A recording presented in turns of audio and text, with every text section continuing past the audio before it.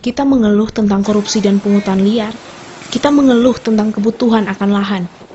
Kita mengeluh tentang kebersihan kota, pendidikan, energi, pangan, tata kota, ruang publik, dan masih banyak lagi. Bapak tua sakit, langsung pergi berobat di kota suruh pergi berobat di rumah sakit umum. Bawa ini kartu gratis ini, berobat gratis ini. Pergi di rumah sakit umum tolak. Bilang, Pak Dan ada hutan di sana. Jadi saya mau terima ini kartu berobat gratis ini. Jadi potong bayar. Pulang marah, bilang kasih potong ini kartu, bilang berobat di rumah sakit umum, bilang gratis, potong bisa apa-apa, sedangkan potong bayar. Tadi bayar 200 lebih waktu belah kaki, operasi kaki, belum beli obat lagi. Kau tahu di rumah sakit umum tahu, pilih satu tampang mesti bayar, pilih satu loket harus bayar. Dia bayar, belum kau beli obat. Obat berapa masih? Obat online, waktu minum kau masih ada. Ada. Mulai itu juga belah habis itu baru bayar. Tongkat keluar di Kunana baru bayar. Kalau menurut beta, pelayanan masyarakat itu lebih. Kita harus dahulukan masyarakat. Karena semua itu dari masyarakat itu baru kita ke atas. Sudah dari dulu begitu saya tidak terlalu aktif itu. Ada yang 1 bulan, ada 2 bulan, yang ternyata yang baru sudah berapa bulan ini, permisi mas, sampai ada kilat ulang. Nah ini di sini biasa aja, kilat di got ini. Tapi karena kami ada selalu pakai kereta, jadi diangkut ke bawah. Kalau ketinggalan mereka saja tidak dilayani dia diangkat itu.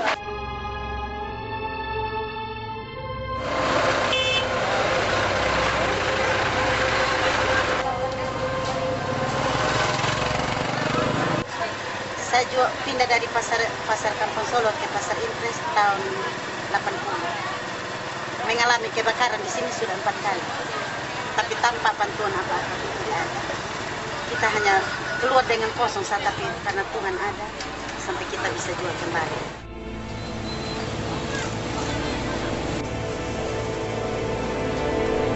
Sampah di Nona sebenarnya pengelolaannya bagus, Nona. Tapi kadang angkat, kadang tidak angkat sampai dia membusuk. Tapi yang saya tahunya kita, Nona, yang sapu di tempat ini bukan orang datang sapu, kita sapu sendiri. Saya kurang tahu orang lain yang sapu angkat, tapi kalau menurut saya di sini saya tidak pernah orang datang angkat. Saya pagi sore saya bayar anak-anak sapu, dia pungut dia buang, jadi saya tidak tahu.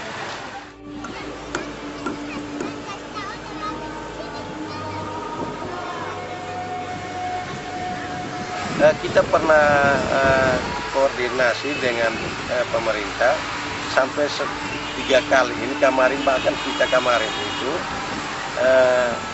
benturan dengan ada pengusaha lokal yang mau membackup mereka. Jadi bukan hanya nelayan saja, tapi mereka sekarang sudah ambil alih dan pihak keamanan. Salah satu contoh kemarin kita demo di kantor gubernur, kita demo itu artinya kita mau bahwa Pak Gubernur harus memperhatikan nelayan lokal. Mengapa mereka laut ada di sana? Kenapa mereka datang cari di laut kita? Justru ini yang perlu kami mengharapkan Pak pemerintah bahwa lebih mau fokus pada nelayan lokal. Kenapa mereka membackup? Ini mereka 20 GT yang nelayan luar ini pakai alat tangkapnya memang betul luar daripada mil. Tapi ikan kan bukan dari darat ke laut, tapi dia dari laut ke darat. Nah, mereka sudah bikin rumah ikan di sana. Bagaimana nelayan lokal yang punya kapasitas gross tonnya 5 sampai dengan 10 ton itu bisa mencapai di luar sana? Kalau di belakang pulau Sekira aja kita sudah perahu kita tidak mampu untuk mengantisipasi gelombang. Kalau menyangkut mengenai penyaluran minyak tanah dari distributor kepada masyarakat, saya rasa sekarang ini yang terjadi di masyarakat ini sama istilahnya seperti pemerintah juga KKN. Karena setiap pangkalan yang ada, pangkalan-pangkalan kecil yang ada itu dari pemerintah dibagikan ya paling banyak 5 drum. Sedangkan 5 drum itu tidak dibagikan kepada masyarakat semuanya.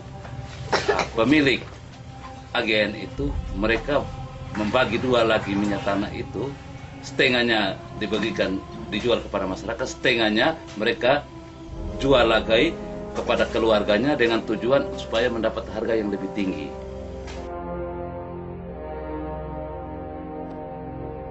Itulah tidak merata, karena guru yang biasa dikasih pelatihannya kebanyakan itu yang muncul, sedangkan ada guru lain yang belum pelatihan kok kenapa tidak muncul gitu. Mutu pendidikan itu juga ditentukan oleh kesejahteraan guru salah satu. Kemudian terbanyaklah pelatihan terhadap guru, apalagi kalau guru yang baru. Dan kita harapkan itu kalau guru-guru yang sudah senior, yang sudah sering ikut pelatihan, kalau bisa ya janganlah yang lain lagi. Naik bemo kadang sampai nyaman juga mungkin karena musiknya terlalu full, dan terkadang supir-supir bemo tuh kalau bawa bemo terlalu ngebut. Jadi potong dalam bemo juga sampai nyaman, tapi takut. Kalau di jalur lampu 2 yang kita lihat mungkin karena terlalu jalurnya itu mungkin karena cukup ramai begitu ya, jadi mungkin menghambat begitu. Harusnya mungkin mereka lebih mengontrol gitu, supaya tahu juga ternyata seperti ini masyarakat sampai ingin yang seperti ini begitu. Harusnya tahu ke pihak yang berwenang, mungkin membuat aturan supaya masyarakat juga menggunakan transportasi bemo.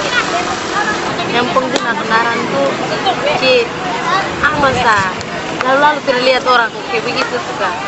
Kalau di jalur kayak di lampu-lampu 2 begitu kan banyak protokolannya.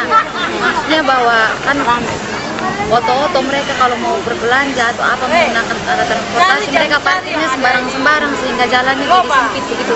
Sehingga itu juga salah satu yang menghambat kemacetan begitu. Mungkin pemerintah bisa buat salah satu jalan begitu atau apa begitu aturan supaya jangan terlalu parkir sembarang seperti itu sehingga menghambat perjalanan. Kalau di sini cukup baik, hanya mungkin di Kampung Solor yang mungkin harus dibuat satu tempat begitu khusus untuk mereka, karena mungkin menghambat perjalanan ya. Kenapa bemo-bemo harus putar ke sana, harus mengikuti jalur yang lain. Sebenarnya dari pemerintah sejauh untuk menata itu ya, memang kalau kelihatan untuk orang yang mempunyai usaha yang seperti itu, wow, indah sekali dan bisa meraup keuntungan yang besar begitu. Tapi kalau untuk potong, kayak sudah ada tempat le potong untuk refreshing gitu, kenapa harus dibuat seperti itu? Nanti potong mau refreshing di mana le? Harus cari pantai yang jauh gitu. Jadi kayaknya kalau misalnya ada orang yang mau membangun lagi begitu ya, baiknya pemerintah jangan memberikan izin begitu, karena menghambat untuk masyarakat kalau ingin bertamasi atau apa. Ruang publik di Kota Kupang masih kurang. Yang beta tahu saat nostalgia dan tedis. Yang beta tahu itu saat. Jadi kalau soal tertata atau belum masih belum tertata kalau menurut beta, karena kayak contoh di ini tedis masih semerawut. Terus di kalau taman nostalgia juga baru-baru dengar bilang ini apa? Yang soal kasih nyala kasih hidup lampu tuh. Kalau sampai jam 9 lampu menyala, situ dong kasih mati setelah lewat jam 9. Gara-gara ada kasus, menurut beta malah itu memperbesar kasus. Ketika lampu mati, malah lebih banyak orang yang akan berbuat hal-hal yang kurang baik. Itu menurut beta, kurangnya penataan yang baik ya, dari segala sektor. Beta mesti ada penataan yang baik. Menurut beta, pemerintah kota ini cuma satu saat. Tolong perhatikan pendidikan di Kota Kupang, khususnya di tingkat pertama dong. Tingkat pertama, contohnya kayak dari dasar-dasar lah, tingkat pertama. Setelah itu, pengembangan berikutnya mungkin bisa kerjasama dengan sektor lain, mungkin contohnya dengan sekolah itu tersebut atau tempat-tempat lain. Kalau untuk yang atas ya ketong bisa hidup mandiri lah.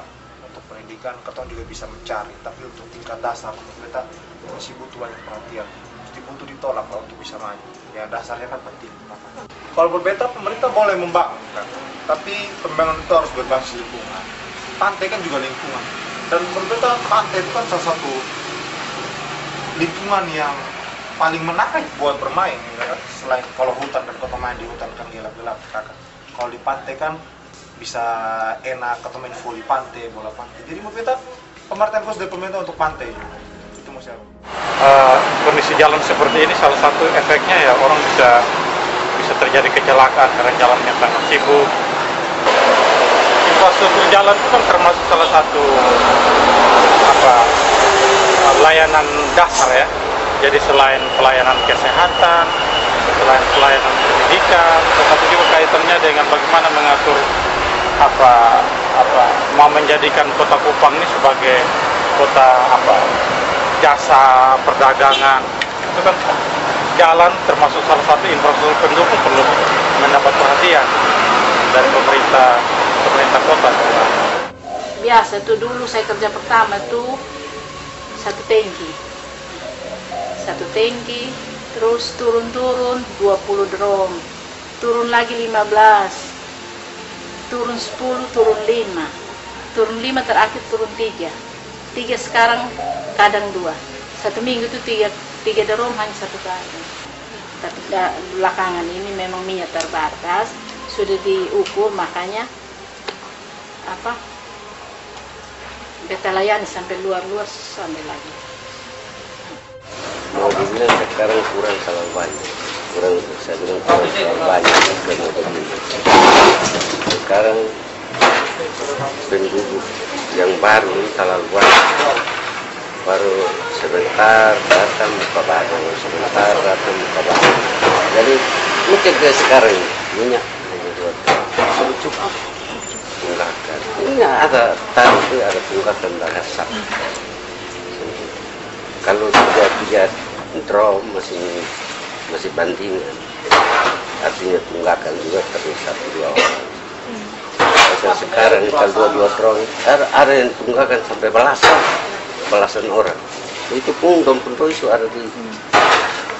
Nah sekarang pakai tulis nama. Ya. Saya minta supaya pemerintah buat yang terbaik lah bagi rakyat. Kalau untuk sumbangan dan lain itu ya itu tahu sendiri, kita orang begini kadang-kadang orang sudah terkena. Jadi mungkin dari pemerintah ya memang bisa macam kayak ada sekarang macam kayak ada kampanye memang ada pembicaraan begitu, tapi memang sampaikan ke orang yang pasti ini tidak sampaikan. Nah itu yang masalah di situ. Nah dicukupi untuk makanan ya mungkin hari-hari kan kita bisa mencari untuk dalam arti untuk makanan. Makanya hanya kalau dalam kesimpulan untuk menjamin anak sekolah ya kita dapat sedikit kita akan Nah tergantung dari penghasilan. Kalau banyak ya bisa berlebih untuk anak sekolah. Tapi kalau pas-pasan untuk beras 1-2 kilo lah. Pekerjaannya seperti ini. Nah, kalau setiap kali sekolah itu pastinya pembayarannya lebih mahal, Jadi saya hanya berharap dari pemerintah itu lebih fokus dan menggerakkan hati mereka untuk melihat kita orang kekurangan seperti ini supaya yang kedepannya anak-anak itu dapat meningkatkan pendidikan tanpa pembayaran. Karena kita ini kan ekonomi terbatas. Jadi maunya yang ke depan yang terbaik, ya mudah-mudahan pemerintah itu dapat menyediakan pendidikan gratis lah, supaya mereka pun bisa membantu kita punya beban, kekurangan, keperluan.